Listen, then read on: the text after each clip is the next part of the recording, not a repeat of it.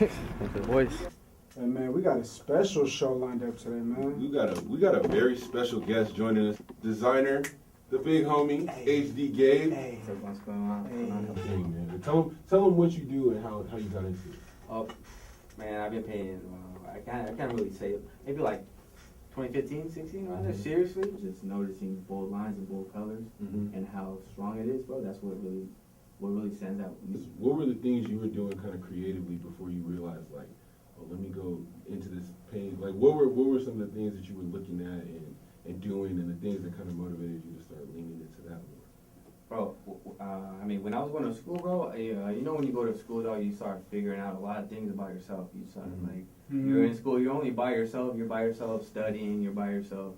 So, like, doing all this shit, what I was doing, bro, I was going to school, and then I started noticing habits of drawings, you know, with pens. Like, I would just be there. I wouldn't even write notes, so I would just be, just there doing my thing. And as a habit, bro, I started just creating, and more, I would just go tag my faces. I'll go like these faces. But when you see a big face and you're like, oh, I know that face. Like I know. Right. And I started realizing that. Oh, you're that guy. You're the. And I was like, oh yeah, that's all I can capture on, you know. So yeah, it's kind of like how it began. Like just in the notebook, and then I couldn't go nowhere besides the notebook. So I was like, all right, let's on my walk home from school, might as well just start tagging. Like instead of my name, I would write big faces like coming up from the ground. I just was like, oh, you're the dude that makes these characters, blah blah. And I was like, hey, bro, that's starting to stand out, you know, like Andy Warhol, how like he had repetition. Remember when he did the camel soup cans? It's all repetition. It's all like the same thing, but just different minor changes, and just getting in people's heads. And you know what I'm saying? People's heads, like boom, boom, boom. Somebody that I've seen, you know, just for following you for a little while, that I feel like I know you know, is an influence for you that you look up to. And somebody that I thought of when you mentioned that you have like these bold lines. Yeah. And when I first kind of saw the imagery of the faces, it made me think of Keith Haring's work. See the accent lines that I put on the faces, like that's almost like straight derivative from that guy. You know? I was gonna do it again. I was gonna track. That last track was I Don't Give a F. Oh, okay. By Nip. And before that, we had the All on You, or All on You by I Love McConaughey. Yeah. We had some Riff Raff for the people. Don't wait. Shout out to Riff Raff. Riff Raff, bro. Hey, one of the best rappers I've ever heard. Hey, honestly, but one of the best, like, as far as like moving, like where the culture's going. Riff Raff is pretty good at. Is a lot better than people give him credit for at freestyle. He's one of the best pure freestylers, bro. And if you think about like where the rap game has gone now, think about this, bro. Tattoos, crazy colored hair.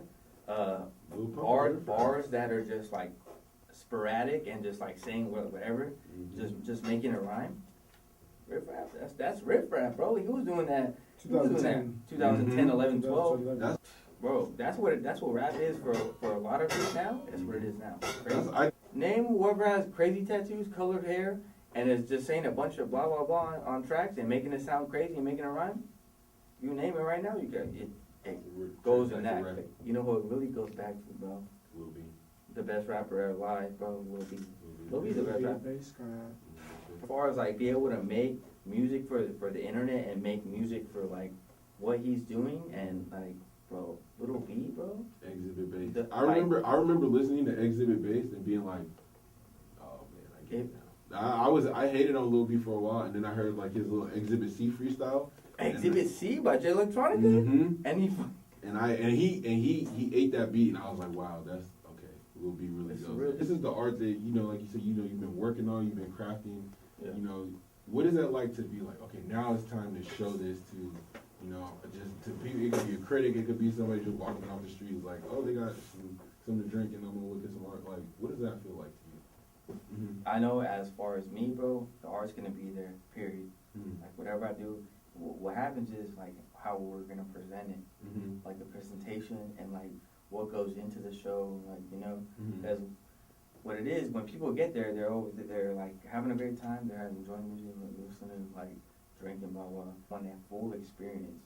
So what I get wrapped up in is a lot of like what goes into it, like promoting it, us like getting to people and like getting out there early and being, getting on top of it, and then when people get there to the art show, I want them to be wrapped up in the art show and being like, oh, this is cool, like, you know, the art, every time the art, when it comes out of the art, it's a wrap.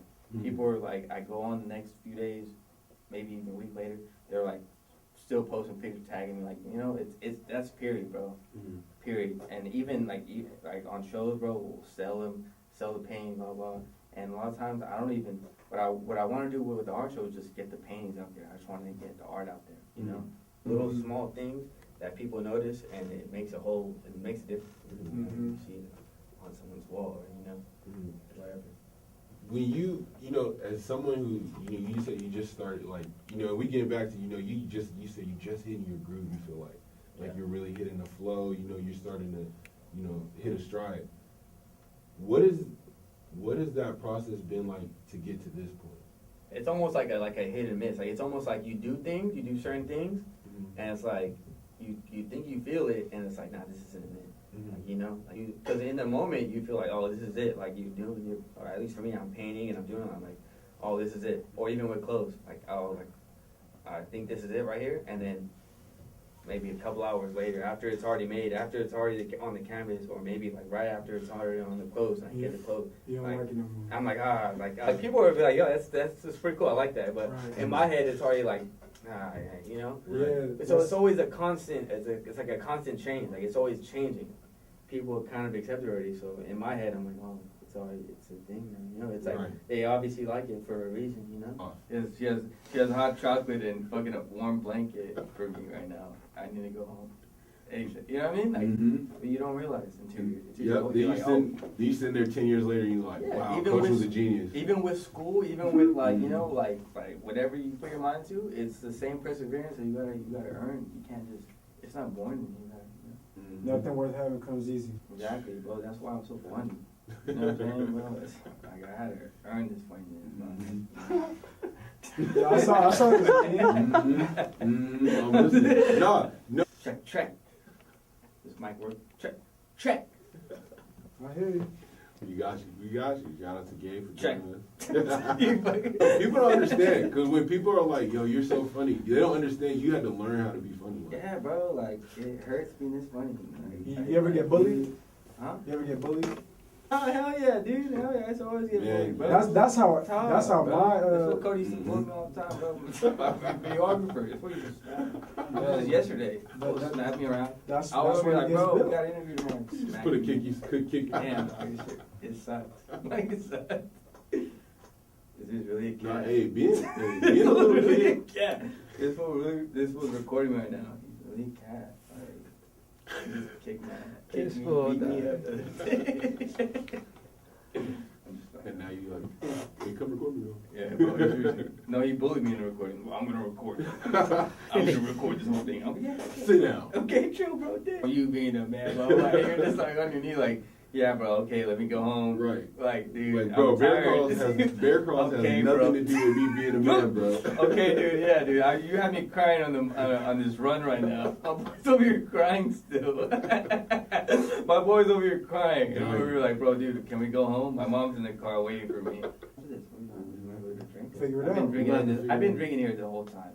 This is Snapple is not Snapple. Snapple is not this light. Snapple is not this light. This is a kiwi strawberry. It looks like a lemonade strawberry. You guys know what to do. We got the special mix. You know, we about to get into this end of the world real quick. You know, thank y'all for listening. My favorite song. We're going to figure this thing out tonight. We 3 out. times a day. See y'all next week, man. Thank y'all for tuning in. Play that